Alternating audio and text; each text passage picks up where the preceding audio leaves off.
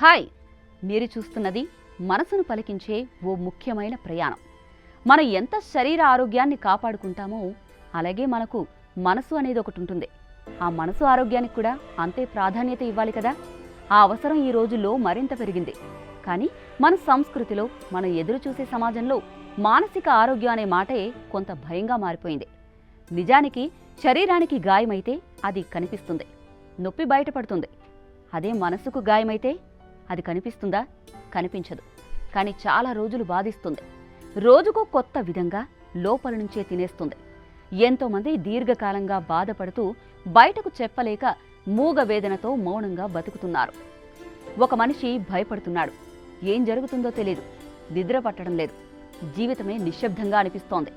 అలాంటి సందర్భాల్లో మనం చేయాల్సింది వాళ్లతో ప్రేమగా ఒక మాట మాట్లాడడం, నువ్వు ఒంటరిగా లేవు అని చెప్పడం. ఎందుకంటే మానసిక సమస్యలు అనేవి ఆ మనిషి బలహీనత కాదు, అది ఓ ఆరోగ్య సమస్య. వాటికి పరిష్కారాలున్నాయి. అవి చికిత్స ద్వారా, ప్రేమ ద్వారా, అర్థం చేసుకునే చుట్టూ ఉన్న మనుషుల ద్వారా తగ్గుతాయి, పోతాయి కూడా.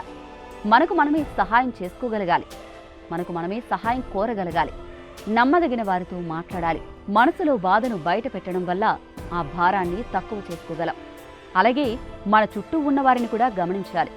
ఎవరైనా మారిపోయారని అనిపిస్తే, వాళ్లలో హుషారు లేదు అనిపిస్తే వారిని తక్కువ చేయకుండా, జడ్జి చేయకుండా కూర్చుని ముందు మాట్లాడాలి.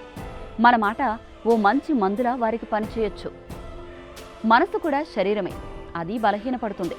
కానీ అవసరమైన సహాయం అందినప్పుడు మళ్ళీ బలంగా మారుతుంది. మనం వారి కోసం నిలబడ్డప్పుడు వారు తమ జీవితంలో మళ్ళీ నిలబడతారు. ఈరోజు మనం ఒక నిర్ణయం తీసుకుందామా?